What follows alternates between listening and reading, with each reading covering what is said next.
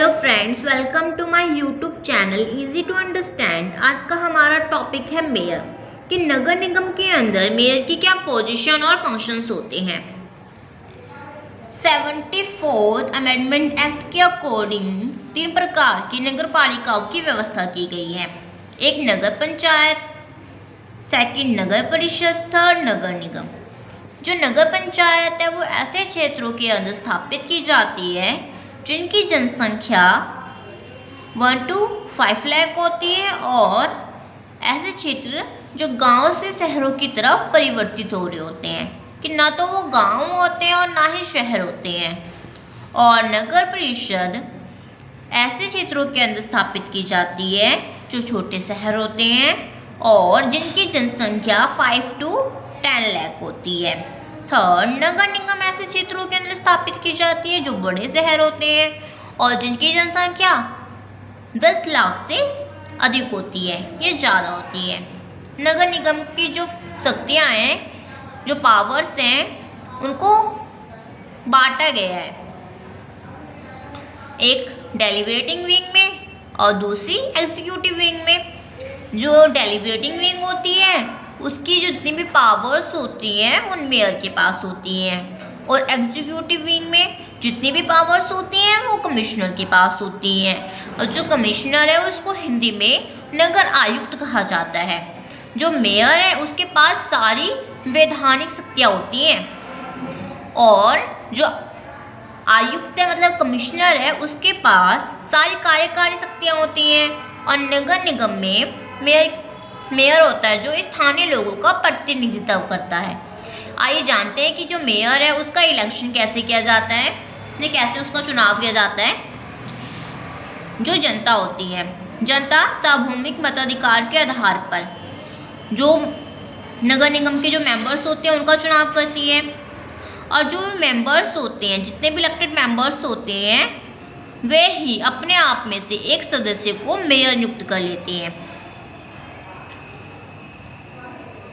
नगर निगम का निर्वाचित मुखिया होता है।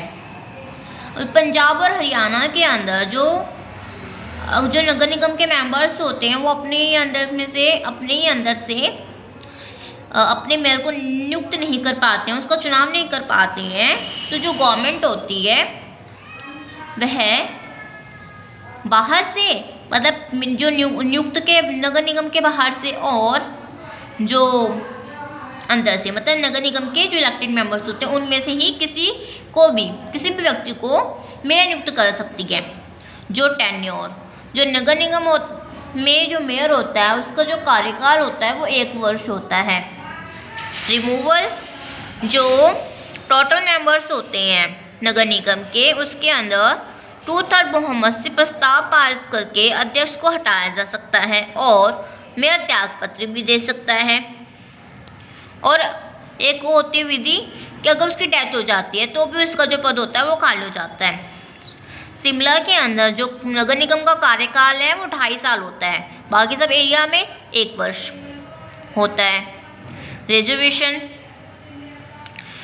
जो 74 संवैधानिक संशोधन अधिनियम था उसके तहत उसके लिए जो उसकी आरक्षण की वृद्धि की गई है कि जो SC और ST होते हैं, अनुसूचित जाति अनुसूचित जनजाति, इनके लिए 5% सीटें आरक्षित की गई हैं। और जो OBC है, अदर बैकवर्ड क्लास, अन्य पिछड़े वर्ग, इन जातियों के लिए 2% सीटें आरक्षित की गई हैं। जो महिलाएं हैं, वुमन हैं, उनके लिए 5% सीटें आरक्षित की गई हैं। कार्य, नगर निगम में मेयर स्थानीय लोगों का प्रतिनिधित्व करता है, हमने पीछे भी पढ़ा है, और एक मुख्य स्थान रखता है। उसका मुख्य कार्य नीति निर्माण होता है और नगर निगम का संचालन करना होता है।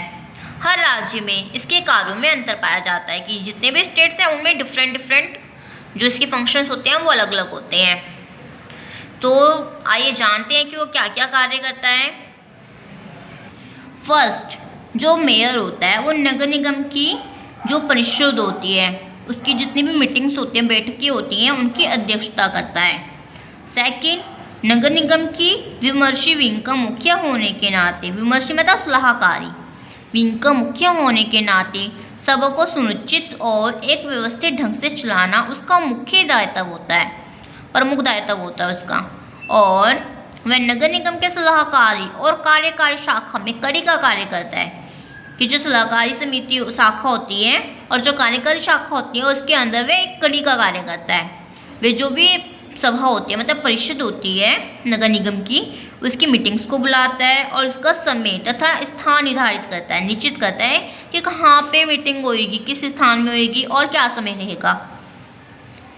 वह निगम के चल रहे किसी भी कार्य का दौरा करता है, कि चाहे नगर निगम के अंदर कोई भी कार्य चल रहा हो उसका वह दौरा कर सकता है और उनको निर्देश भी दे सकता है कि उनको इस प्रकार से कार्य करना चाहिए, इस प्रकार से जल्दी हो जाएगा, इस प्रकार से अच्छा होएगा, इस तरह से वो निर्देश दे सकता है।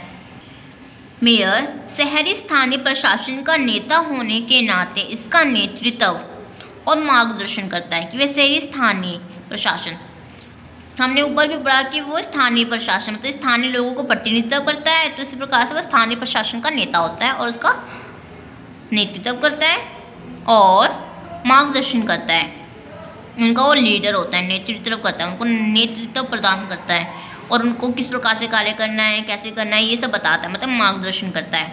वह नगर निगम के आयुक्त से प्रशासन के बारे में सूचना मांग सकता है, कि जो आयुक्त होता है नगर निगम में, कमिश्नर होता है, वो उससे जो नगर निगम का प्रशासन है कि किस प्रकार से चल रहा है तो उसके बारे में वो सूचना मांग सकता है। वह अप्रत्यक्ष रूप से मतलब डायरेक्टली नहीं, अनडायरेक्टली, इनडायरेक्ट वे में अप्रत्यक्ष रूप से शहर का नेता होने के नाते पूरे समुदाय को नेतृत्व प्रदान करता है और उसका मार्गदर्शन करता है, कि जो पूरा समुदाय होता है उनका मार्गदर्शन करता है। वह निगम के पार्षदों तथा आयुक्त के परामर्श से निगम के कार्यक्रम एवं योजनाएं तैयार करता है, कि कार्यक्रम कैसा होएगा निगम का और इसकी योजनाएं कैसी होंगी। जो आयुक्त होते हैं मतलब कमिश्नर होता है, जो पार्षद होते हैं मतलब जो मेंबर्स होते हैं, इलेक्टेड मेंबर्स होते हैं, उनसे परामर्श करके मतलब उनसे सलाह लेके बातचीत करके वो योजना और कार्यक्रम तैयार करता है। वह नगर निगम के सारे दस्तावेजों का किसी भी समय निरीक्षण कर सकता है, कि जितने भी नगर निगम के अंदर जितने भी दस्तावेज होते हैं, रिकॉर्ड्स मेंटेन किए जाते हैं, उन सब का वो निरीक्षण कर सकता है किसी भी टाइम पे। वह शहर का प्रथम नागरिक होता है, कि जैसे कि हमारा जो कंट्री है उसके अंदर भारत का जो प्रथम नागरिक राष्ट्रपति को माना जाता है, इसी प्रकार से जो एक सिटी होती है, सिटी के अंदर जो प्रथम नागरिक होता है वह मेयर होता है और वह मेहमानों का स्वागत करता है। वह सभी महत्वपूर्ण सूचनाओं और घटनाओं की जानकारी रखता है, कि जो उसके शहर के अंदर जितनी भी महत्वपूर्ण सूचनाएं और घटनाएं हो रही होती हैं उन सब की जानकारी रखता है। वह सभा का प्रवक्ता होता है, कि जो सभा के अंदर जितनी भी महत्वपूर्ण सूचनाएं और घटनाएं घट रही होती हैं उन सब की वो जानकारी रखता है। कुछ मामलों में मेयर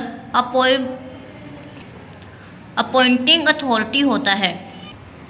मेयर राज्य सरकार और निगम में संपर्क बनाए रखता है और मध्य संचार का माध्यम होता है, कि जो संपर्क मतलब जो निगम के अंदर जितने भी संपर्क स्थापित किए जाते हैं और राज्य सरकार जितने भी संपर्क स्थापित करना चाहते हैं निगम के में, वे किसके द्वारा किए जाते हैं, मेयर के द्वारा, मतलब एक कड़ी होता है। वह महापौर के पद से संबंधित कई औपचारिक कर्तव्य निभाता है, महापौर मतलब मेयर के पद से। वह निगम के कार्यों के प्रभावशाली क्रियान्वयन के लिए लगातार नगर निगम आयुक्त के साथ संबंध में रहता है, मतलब जो नगर निगम आयुक्त होता है, कमिश्नर होता है, उसके साथ संबंध बनाए रखता है वो प्रभावशाली क्रियान्वयन के लिए। निगम की सभी स्थायी समितियां मतलब कि जितने भी स्टैंडिंग कमिटीज होती हैं का वह पद के कारण मतलब जो उसका पद होता है मेयर का, उसके पद के कारण उनका सदस्य होता है और इनका मार्गदर्शन करता है कि किस प्रकार से जो स्टैंडिंग कमिटीज हैं वो किस प्रकार से कार्य करेंगे, उनका मार्गदर्शन करता है। तो आइए जानते हैं मेयर की जो स्थिति होती है और नगर निगम में कैसी होती है और कितनी मजबूत और कितनी कमज़ोर है या मजबूत है, ये जान लेते हैं। नगर निगम स्थानीय लोगों का प्रतिनिधित्व करता है और नगर निगम सभा का निर्वाचित सदस्य होता है, जिसका चुनाव लोगों द्वारा चुने गए इलेक्टेड मेंबर में से अपने में से ही किया जाता है। पर उनके पास निगम की सारी प्राप्त शक्तियाँ नहीं होती हैं, मतलब जितनी भी शक्तियाँ होती हैं निगम की उसकी सारी नहीं होती हैं। सिर्फ जैसे नगर परिषद के अध्यक्ष को प्राप्त होती हैं, वैसे मेयर के पास सारी कार्यकारी शक्तियाँ तो आयुक्त के पास होती हैं और वैधानिक शक्तियाँ होती हैं सिर्फ मेयर के पास। तो वह पास नीति निर्माण करवाता है, मतलब कि वह अपने द्वारा नीति निर्माण करता है। और क्योंकि सारी जितनी भी शक्तियाँ होती हैं कार्यकारी वो आयुक्त के पास होती है, इसलिए जो मेयर होता है, मेयर का जो पद होता है वो ज़्यादा प्रभावशाली नहीं होता है और इसके पद की आलोचना या सीमा इसके कार्यकाल के साथ भी आती है। जैसे मेयर का पद या कार्यकाल सिर्फ 1 वर्ष के लिए होता है, जिसके कारण वे 6 मंथ तक तो कार्य करता है, मतलब 6 महीने तक वो अपना कार्य करता रहता है और 6 मंथ पूरे होने के बाद उनका चुनाव दोबारा होने की चिंता होती रहती है कि वो अगली बार दोबारा से इस पद पे आएगा या नहीं आएगा। लोग उसको, मतलब जो इलेक्टेड मेंबर्स हैं वो उसको इलेक्ट करेंगे अगली बार या नहीं करेंगे।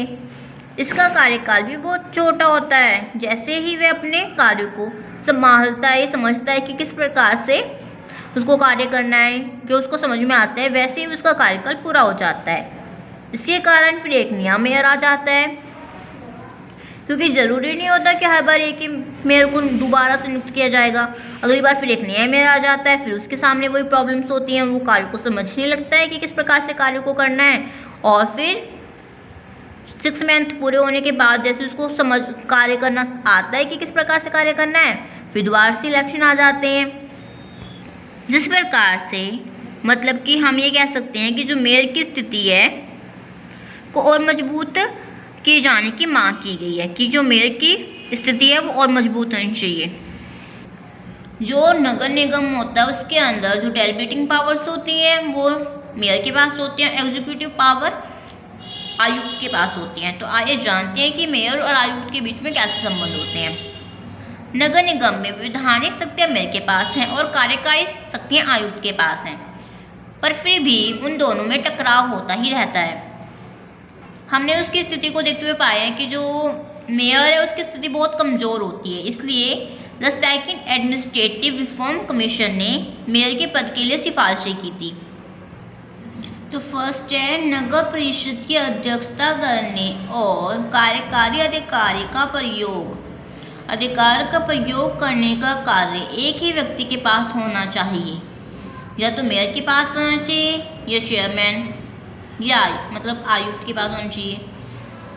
मेयर का चुनाव शहर के लोगों द्वारा सीधे वोट डालकर किया जाना चाहिए। जैसे कि हमें पता ही है कि जो मेयर का चुनाव होता है वो इलेक्टेड मेंबर्स अपने में से ही कर लेते हैं, तो ऐसे नहीं होना चाहिए। मेयर का चुनाव सीधे लोगों द्वारा वोट डालकर किया जाना चाहिए। अध्यक्ष या मेयर नगर निगम का मुख्य कार्यकारी अधिकारी होना चाहिए। मेयर नगर पालिका निकाय का मुख्य कार्यकारी होना चाहिए, जबकि आयुक्त की मेयर द्वारा सौंपे गए कार्य करने चाहिए। कि जो मेयर है वो आयुक्त को जो कार्य देता है आयुक्त को वो कार्य करने चाहिए। निर्वाचित परिषद का मुख्य कार्य बजट को पास करना, निरीक्षण और नीतियों और नियमों को निर्धारण करना है कि किस प्रकार से जो नीतियाँ होंगी वो बनाई जाएंगी और किस प्रकार के नियम होंगे, ये सब निर्धारण करना है। कैबिनेट मेयर द्वारा सौंपे गए मामलों पर कार्यकारी अधिकार इस्तेमाल करेगी, कि जो उसके कार्यकारी अधिकार होंगे वो इस्तेमाल किए जाएंगे। इसके कैबिनेट के सदस्य परिषद के सदस्यों की संख्या 5% तक या 15% जो भी अधिक हो सकती है। नगर निकाय और महानगर शहरों में मेयर को अपनी कैबिनेट बनाने का अधिकार हो, तो उसकी एक अलग से कैबिनेट होनी चाहिए।